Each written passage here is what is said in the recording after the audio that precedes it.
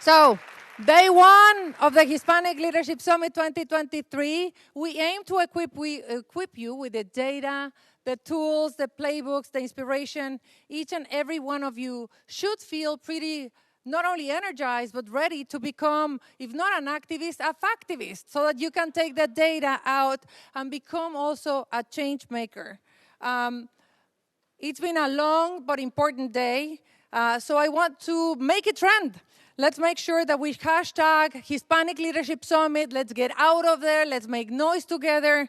And I want to make sure that all together we give a round of applause for the partners and sponsors that made this Hispanic Leadership Summit happen.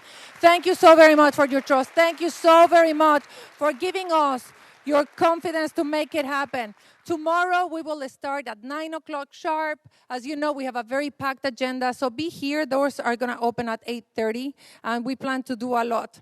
And for planning, for those of you that are planners, I just want to start talking about planning for next year. So next year, we will have not only the Hispanic Leadership Summit, and for those of you that are able to join us, the World Human Gala, we're also partnering, ideally coordinating with the Maestro Cares of Mark Anthony so that his gala and our gala make it a week. So we're going to have the Hispanic Star Week, the first week of December, where we're going to have the Hispanic Leadership Summit. Ideally, some of you, the companies, want to start building around. If you have a beauty festival that you want to put, if you want to do more media around it, there's the upfronts at the beginning of the year. But let's build around that week of the 9th to the 13th of December. And I know that this year has been a very long day, but leadership is shown by example. And I want to just draw the attention of all of you to two people that have been taking notes, seated down, and have been here all day long, and that is Dr. Juan Andrade and also Dolores Huerta. You're showing us by being here, by paying attention to every single panel, that what we're doing matters and that we should be paying attention and learning about it and doing it. And without further ado, I would like to introduce our closing speaker. I think that the leader of the Latino community, la mamá de todos, Dolores Huerta. Dolores Huerta. Yes. Give it to Dolores Huerta, everybody. One second.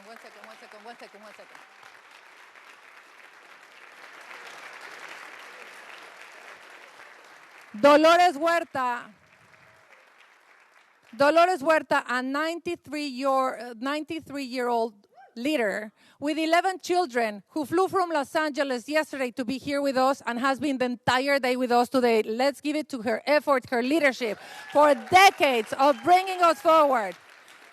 Dolores is one of the most influential labor, civil rights, and Latino activists of the 20th century. Dolores has more awards than lions in a tiger. So we're going to not list them here, but I do want to say how much it meant to all of us to be here with you today, because you were co-founder of the United Farm Workers Association with Cesar Chavez, and you created the first farmer union in America in 1962.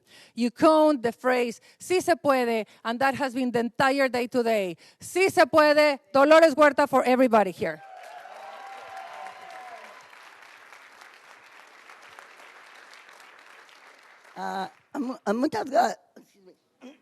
Muchas gracias, Claudia. Please, a big applause for Claudia Edelman, who has called us together today. And I think this has been a very inspiring gathering, bringing us all here together. But I do want to just kind of give you some of my takes on today, and I've learned a lot, like all of you. All of us that were paying attention, I think we learned a lot. And when we started out this last section, we had a speaker talking about education, okay, and how crucial and important that is for our community. But we're gathered here together not only for unity, but the fact that we are going to be, that we are influencers, that we're actually having a lot of power, but all of the power that we have together, working together, we have to make history, right? We have to make history. We have to change the things that are the obstacles to our community today. So when we talk about education, you know, there are places in Europe where people have pre-college education. In Scandinavia, in Cuba, people have pre-college education, okay? They have free health care.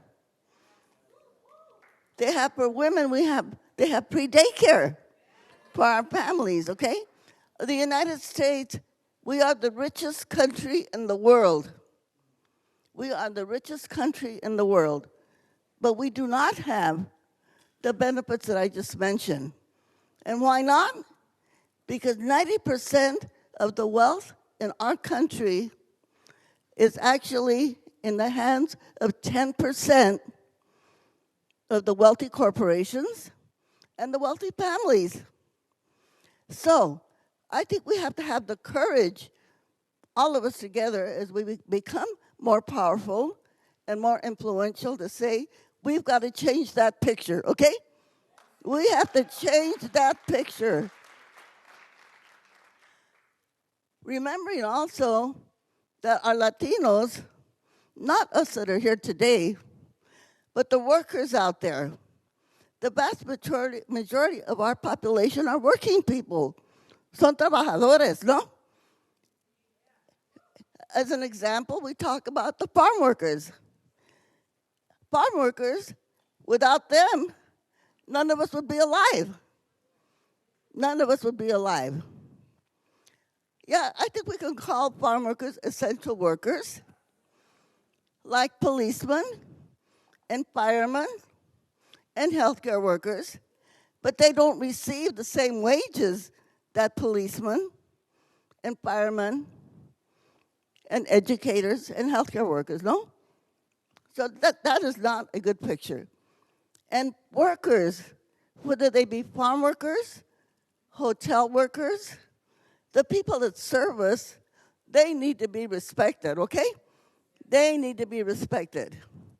And they should be given the opportunity so that they can also have a livable life, to end the legacy of slavery, okay? That some people should work their entire lives to make other people rich. That is wrong. And we as leaders in our community have to continue to fight to make sure that everyone in our community will have a life that they can live. You know, we talked a lot about education, as I just did. I just want to remind you, Cesar Chavez only went to the 6th grade. I'm sorry, the 8th grade. He never went to high school. But he was a genius. And like Cesar, so many of our people, and as has been spoken here today, they don't have the opportunities, no? They don't have the opportunities. So when we look into the future, let's think not only about all of our growth as entrepreneurs in our careers, but how can we make sure that the people that serve us, that they have an equitable life also, okay? Not just us, but also remember them.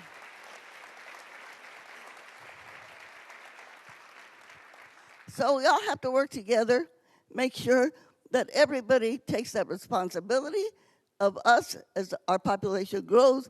We know we are the leaders, right? We know we are the leaders.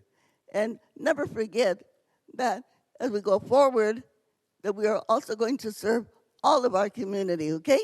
All of our community, our women, our LGBTQ community, and definitely workers. And remember this, workers deserve representation. They deserve their organizations. They're called unions, okay? They're called unions, okay? They're not a special interest. They represent the majority of the working people in California. So let's not ever forget that. We know we talked about our legacy. We talked about our ancestors. But let's also remember our responsibilities. ¿Se puede? ¿Se puede? All right, let's go forward and make history. Muchas gracias. Muchas gracias.